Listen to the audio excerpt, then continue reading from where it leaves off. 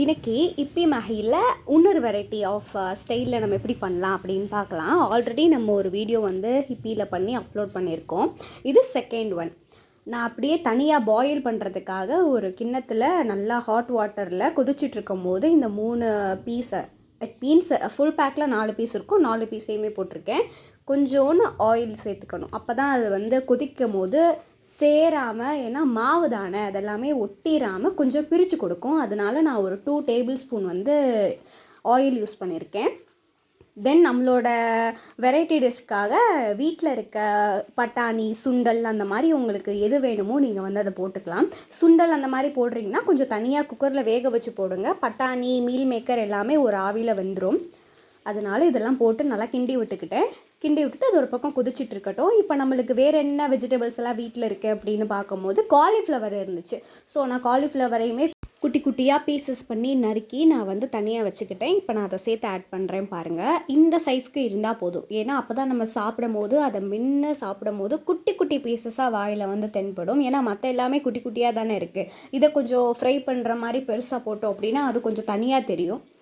இதில் நான் வந்து அரை வேக்காடு அளவுக்கு நான் எடுக்கலை. அது கம்ப்ளீட்டாக நல்லா பாயில் ஆகட்டும். ஏன்னா நம்ம போட்டிருக்க பட்டாணியெல்லாம் அப்போ தான் கிளாஸ் கன்சிஸ்டன்சிக்கே வந்திருக்கு. இது பாயில் ஆனதுக்கு அப்புறமா தான் நான் இந்த மாதிரி ஒரு கிண்ணத்தில் வந்து, அதாவது அந்த குட்டி குட்டி ஓல் இருக்கும்ல, அந்த ஓட்டை கிண்ணத்தில் வந்து நான் ட்ரான்ஸ்ஃபர் பண்ணி வச்சுருக்கேன். இப்போ நம்ம ஒரு சட்டியில் எண்ணெயை சேர்த்துட்டு கருவேப்பிலை, கடுகு, அப்புறம் அரைத்து வைத்த ஒரே ஒரு தக்காளி நான் அரைச்சி வச்சுருக்கேன். அந்த தக்காளி ஜூஸை வந்து நான் ஊற்றிட்டேன். அப்போ தான் நம்மளுக்கு ஃப்ளேவர் நல்லாயிருக்கும். இப்போ தான் நான் வந்து அந்த பேக்கெட்டில் கொடுத்துருக்க 4 பவுடர், அதாவது 4 பேக்குக்கு 4 பவுடர் இருக்கும்ல, அந்த 4 பவுடரை வந்து நான் ஒன்று ஒன்று ஆட் பண்ணிக்கிட்டேன். இதில் வந்து சில வெஜிடபிள்ஸ் வந்து இருக்கும், அதாவது குட்டி குட்டி பீசஸ் ஆஃப் கேரட்ஸ் அந்த மாதிரிலாம் போட்டிருப்பாங்க. அது நம்ம பாயில் பண்ண வைக்கிறதுக்கு கொஞ்சம் கொஞ்சமாக தண்ணி ஊற்றி அட்லீஸ்ட் ஒரு 2 to 3 minutes நம்ம அதுக்கு டைம் கொடுக்கணும். அப்புறம் அதில் இருக்கிறத நம்ம ஏதோ ஃப்ரெஷ்ஷாக சாப்பிட்ற மாதிரி அதோட ஒரிஜினல் இதே வராமல் நம்ம அப்படியே சாப்பிட்ற மாதிரி வாயில் தென்பட்டுகிட்டே இருக்கும். அதுக்கு நம்ம டைம் கொடுத்ததுக்கப்புறமா நம்ம வச்சுருக்க நூடுல்ஸை வந்து நம்ம ஆட் பண்ணிக்கலாம்.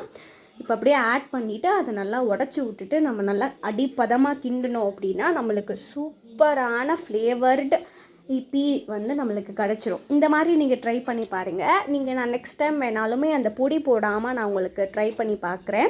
எப்படி இருக்குது அப்படின்ற டேஸ்ட்டை வந்து நான் சொல்கிறேன். வெறும் சாதா நூடுல்ஸ் மட்டும் நம்ம கடையில் வாங்கிட்டு நம்மளோட வீட்டில் இருக்க பொடியை வச்சு பண்ணால் எப்படி டேஸ்ட் வந்து வருது அப்படின்றத பார்க்கலாம். இதோட கலர் பாருங்கள். நம்ம அதை கிண்ட அந்த ஒயிட்டோடு அதை மிக்ஸ் ஆகும்போது அது எப்படி இருக்குன்னு. ஆக்சுவலாக அதை சாப்பிட்டதுக்கப்புறம் டேஸ்ட்டு சூப்பராக இருந்துச்சு, திகட்டவே இல்லை. ஆனால் லைட்டாக உப்பு நம்ம சேர்க்கணும். நான் சேர்க்கலை. நான் உப்பு எதுவுமே ஆட் பண்ணாமையே இதோட சுவை வந்து அருமையாக இருந்துச்சு. உங்களுக்கு தேவைப்பட்டுச்சுன்னா சேர்த்துக்கோங்க. இந்த மாதிரி வீட்டை ட்ரை பண்ணி பார்த்துட்டு எப்படி இருக்குது அப்படின்றத கமெண்ட் பண்ணுங்கள். நெக்ஸ்ட் வீடியோவில் பார்ப்போம். பாய்.